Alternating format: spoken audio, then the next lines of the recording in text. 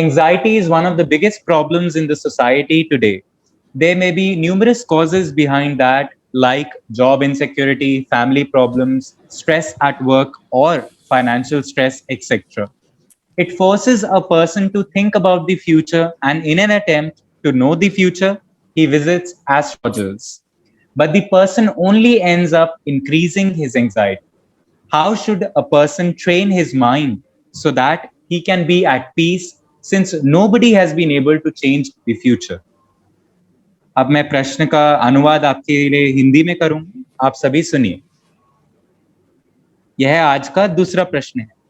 चिंता आज समाज की सबसे बड़ी समस्याओं में से एक है। इसके पीछे कई कारण हो सकते हैं, जैसे नौकरी की असुरक्षा, पारिवारिक समस्याएं, काम का तनाव या वित्तीय तनाव आदि। यह एक व्यक्ति को भविष्य के बारे में सोचने के लिए मजबूर करता है और भविष्य जानने के प्रयास में वह व्यक्ति ज्योतिषों के पास जाता है, लेकिन व्यक्ति केवल अपनी चिंता को बढ़ाता ही है। एक व्यक्ति को अपने दिमाग को कैसे प्रशिक्षित करना चाहिए ताकि वह शांति से रह सके, क्योंकि कोई भी भविष्य को बदलने में सक्षम नहीं रहा है। यह आज का हमारा दूसरा प्रश्न आप अपनी स्क्रीन पर देख पा रहे हैं। Yes Prabhu. Can you go to 6151? Yes, Prabhu.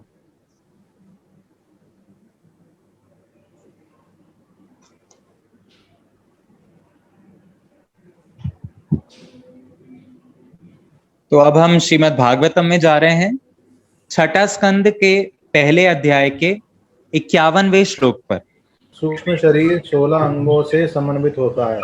5 ज्ञानेंद्रियां, 5 कर्मेंद्रियां, 5 इंद्रिय तृप्ति के विषय तथा मन। यह सूक्ष्म शरीर प्रकृति के 3 गुणों का प्रभाव है।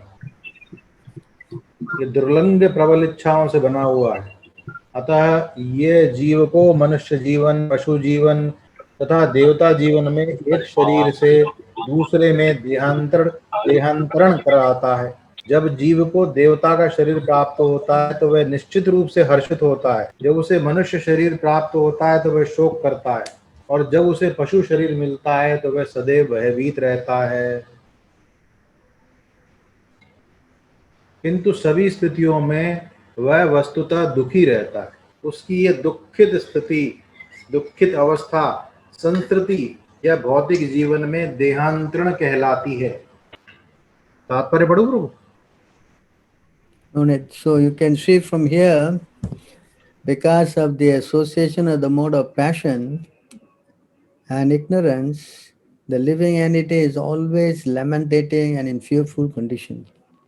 तो आप देख सकते हैं कि कैसे तमोगुण और रजोगुण में आने के बाद जो व्यक्ति होता है, जो मनुष्य होता है, वह सदैव चिंतित रहता है।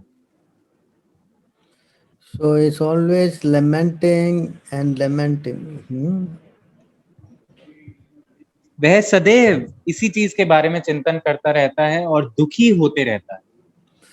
So the idea is to come out of this mode of passion and ignorance. तो शास्त्र हमें ज्ञान देता है कि कैसे हम विलाप ना करें, परंतु हम इन सब चीजों के ऊपर उठें, इस तमोगुण और रजोगुण के ऊपर उठें। So if we go to the mode of goodness, then you will at least become happy. यदि वह व्यक्ति सत्वगुण में जाएगा तो कम से कम वह खुश तो रहेगा। And mode of goodness means you must become connected to God. सत्वगुण का अर्थ ही यह होता है कि आप भगवान से जुड़ जाएं। Can you go to 14:6? Yes, Prabhu.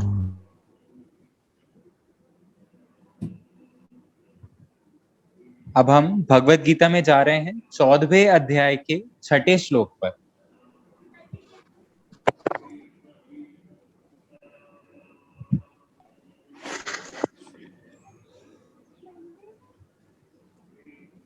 कोई और व्यक्ति अमित प्रभु के अलावा जो पढ़ना चाहता है, या दीक्षा माता जी? जी प्रभु जी, हमारे साथ बहुत लोग जुड़े हैं। जी प्रभु पढ़ी।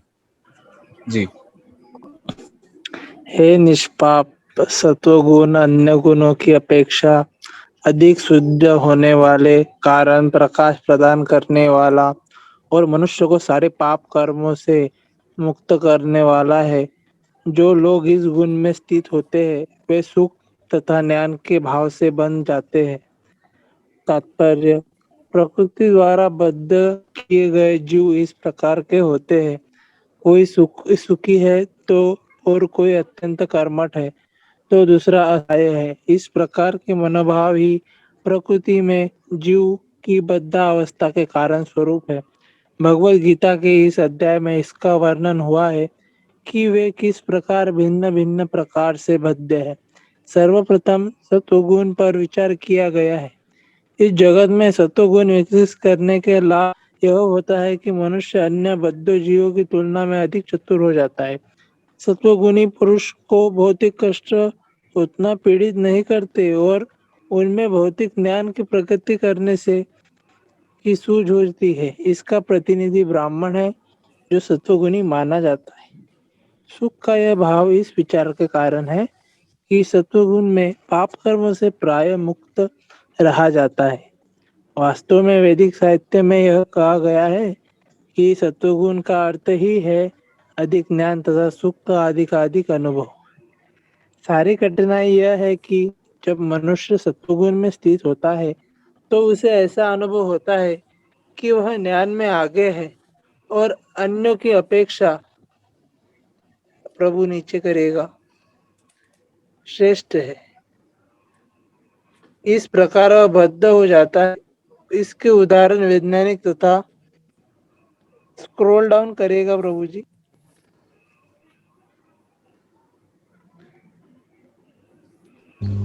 देख पा रहे हैं वैज्ञानिक आप? तथा दार्शनिक है।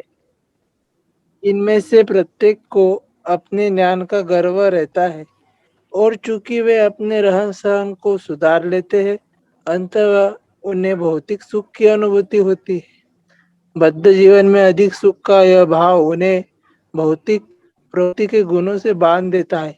अंततः वे सत्वगुण में रहकर कर्म करने के प्रति आकृष्ट होते हैं और जब तक इस प्रकार कर्म करते रहने का आकर्षण बना रहता है तब तक उन्हें किसी न किसी प्रकार का शरीर धारण करना होता है। इस प्रकार उनकी मुक्ति की या वैकुंठ लोक जाने की कोई संभावना नहीं रह जाती। वे बारंबार दार्शनिक, वैज्ञानिक या कवि बनते रहते हैं और बारंबार जन्म मृत्यु के उन्हीं दोषों में बंधे रहते हैं। लेकिन माया मोह के कारण वे सोचते हैं कि इस प्रकार का जीवन आनंदप्रद है। Yes, Prabhu. So this is the mode of goodness. The mode of passion, you read the purport of passion. Next verse. तो ये सत्वगुण के बारे में हमने जानकारी ली। अब हम अगला श्लोक पढ़ेंगे जिसमें तमोगुण के बारे में बताया गया, रजोगुण के बारे में बताया गया। तो प्रभु आप केवल अनुवाद पढ़िएगा, उसका तात्पर्य मत पढ़िएगा। जी।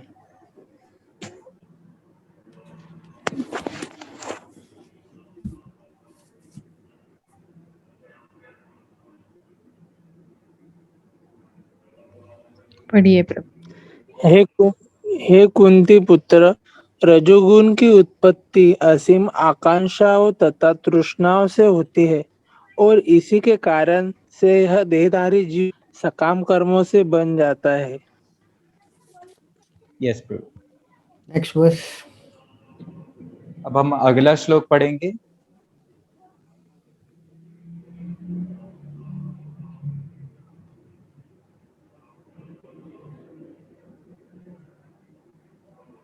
हे भरत पुत्र, तुम जान लो कि अज्ञान से उत्पन्न तमोगुण समस्त देहधारी जीवों का मोह है।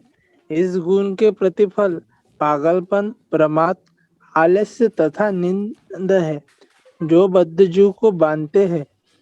Yes Prabhu. So you see, these three modes of material nature is affecting the soul, who is trapped in the body. तो आप देख सकते हैं क्योंकि जीवात्मा इस शरीर के अंदर बंद है, जीवात्मा ने इस शरीर को प्राप्त किया है और ये जो शरीर है ये किन चीजों से प्रभावित होता है? जो 3 गुण हैं प्रकृति के, उन 3 गुणों से यह शरीर प्रभावित होता है, यानी कि सत्वगुण, रजोगुण और तमोगुण, जैसा कि अभी हमने श्लोकों में पढ़ा। And is suffering because of the association of these modes. और हम इससे पीड़ा उत्पन्न होती है। क्यों?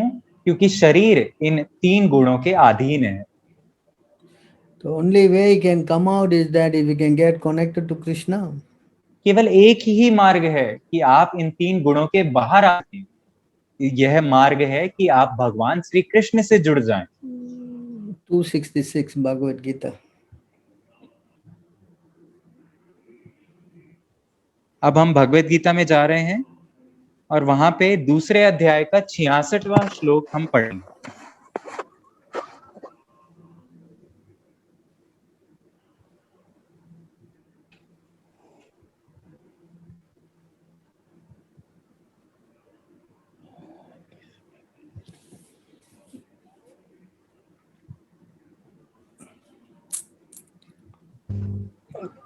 क्रोध से पूर्ण मोह उत्पन्न होता है और मोह से स्मरण शक्ति का विभ्रम हो जाता है।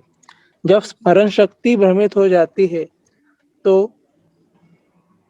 बुद्धि नष्ट हो जाती है और बुद्धि नष्ट होने पर मनुष्य बहुकूप में पुनः गिर जाता है। यस प्रभु।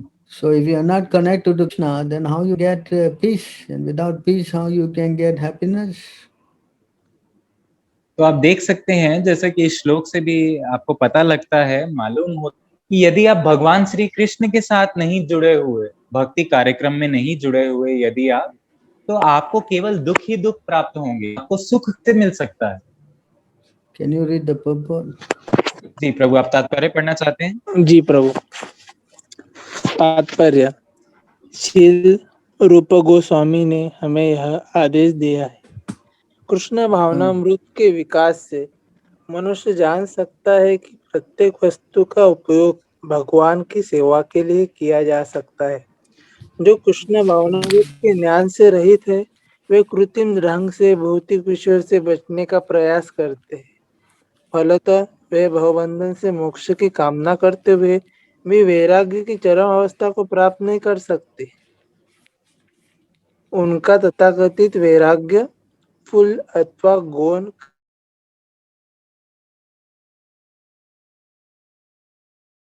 भगवान की सेवा में किस प्रकार किया जाए, फलतः वह भौतिक चेतना का शिकार नहीं होता। उदाहरणार्थ, निर्विशेषवादी के अनुसार भगवान निराकार होने के कारण भोजन नहीं कर सकते, अंत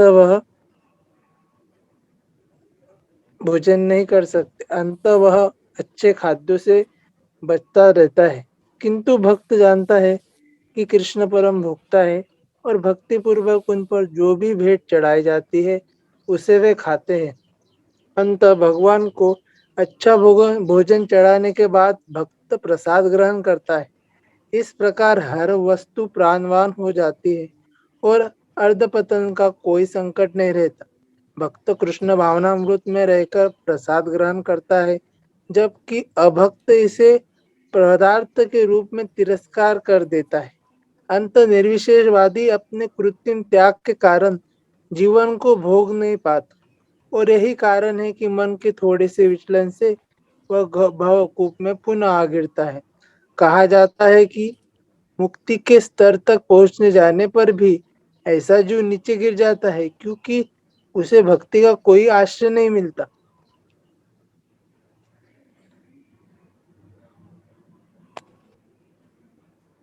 yes Prabhu. So try to understand that, by coming to Krishna, only you can get peace of mind. तो आप समझने का प्रयास करिए कि केवल और केवल भगवान श्री कृष्ण के पास आने से ही आपको शांति और सुख प्राप्त होगा। And according to your karma, your karma can be changed. If you take to Krishna consciousness, all your karma will be removed. और जहां तक की कर्म की बात है, तो आपके सभी कर्म नष्ट कर दिए जाएंगे कृष्ण द्वारा या गुरु द्वारा। जैसे ही आप इस भक्ति मार्ग में आएंगे तो कर्म को बदल दिया जाता है। Can you go down to read this 9.2, Bhagavad Gita 9.2? Yes Prabhu.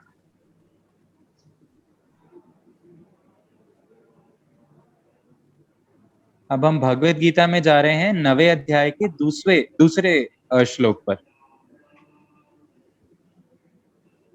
Can you read the part from that Aprapta Karma purport? Aprapta Karma Palam Papam.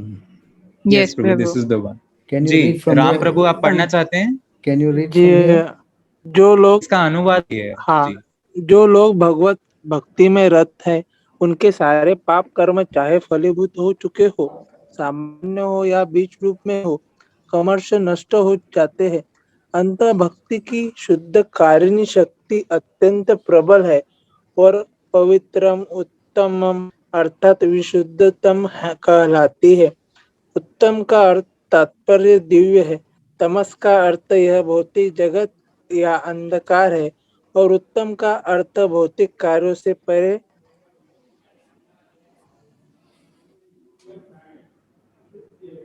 भौतिक कार्य से परे हुआ है। भक्तिमय कार्यों को कभी भी भौतिक नहीं मानना चाहिए। यद्यपि कभी कभी ऐसा प्रतीत होता है कि भक्त भी सामान्य जनों की भांति रत रहते हैं। जो व्यक्ति भक्ति से अवगत होता है वही जान सकता है कि भक्तिमय कार्य भौतिक नहीं होते, वे आध्यात्मिक होते हैं और प्रकृति के गुणों से सर्वथा अदूषित होते हैं।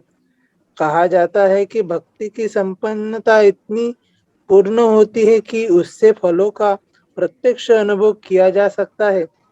हमने अनुभव किया है कि जो व्यक्ति कृष्ण के पवित्र नाम हरे कृष्ण कृष्ण कृष्ण हरे हरे, हरे राम राम राम हरे हरे का कीर्तन करता है, उसे जप करते हुए समय कुछ दिव्य आनंद का अनुभव होता है और वह तुरंत ही समस्त भौतिक कलमश से शुद्ध हो जाता है।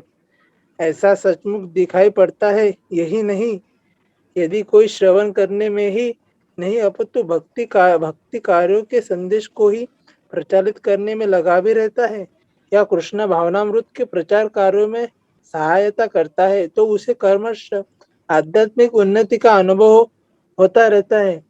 आध्यात्मिक जीवन की यह प्रगति किसी भी पूर्व शिक्षा का योग्यता पर निर्भर नहीं करती। वह विधि स्वयं इतनी शुद्ध है कि इसमें लगे रहने से मनुष्य शुद्ध बन जाता है।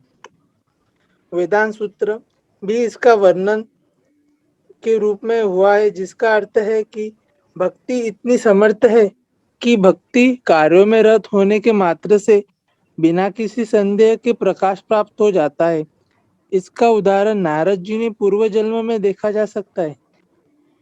जो पहले दासी के पुत्र थे, वे न तो शिक्षित थे न ही राजकुल में उत्पन्न हुए थे, किंतु जब उनकी माता भक्तों की सेवा करती रहती थी, नारद भी सेवा करते थे और कभी कभी माता की अनुपस्थिति में भक्तों की सेवा स्वयं करते रहते थे।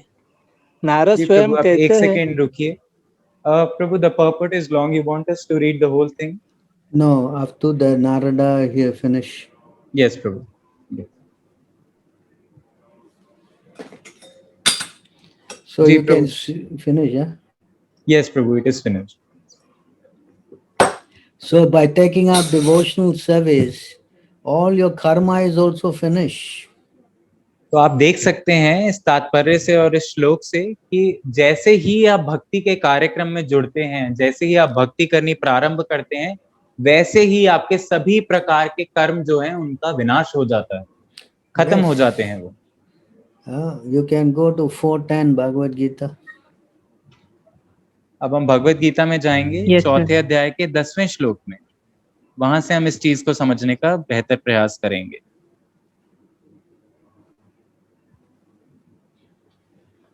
जी राम प्रभु पढ़िए।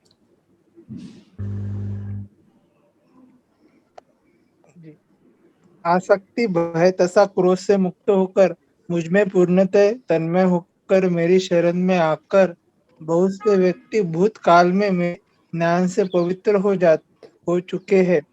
इस प्रकार से उन सबों ने मेरे प्रति दिव्य प्रेम को प्राप्त किया है।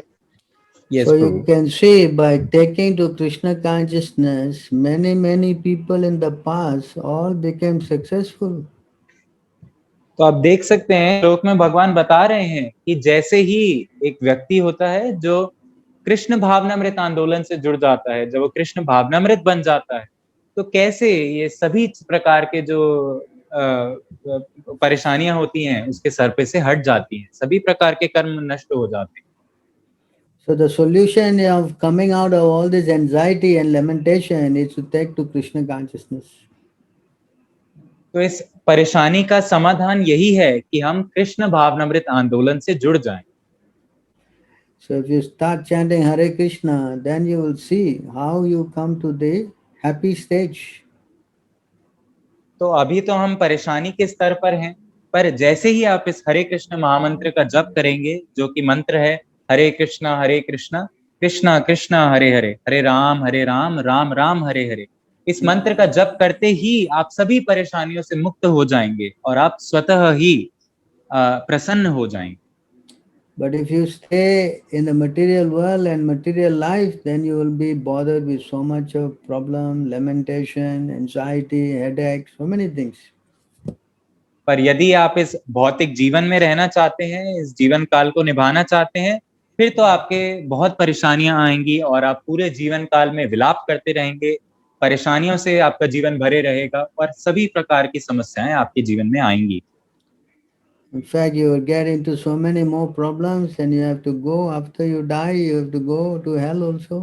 और इतनी समस्याएं आ जाती हैं कि इस जीवन के पर्यंत, इस जीवन के पश्चात आपको नरक में भी जाना पड़ सकता है। Yes. जी हाँ। So better think carefully. The solution is to be Krishna conscious. इसीलिए आप एक बारी ध्यान से सोचिए, इस चीज का समाधान, इस धरातल से निकलने का समाधान, जन्म मृत्यु से निकलने का और सभी प्रकार की परेशानियों से निकलने का केवल एक ही समाधान है, भक्त बन जाना, कृष्ण को मान लेना। Yes, and you become peaceful and happy.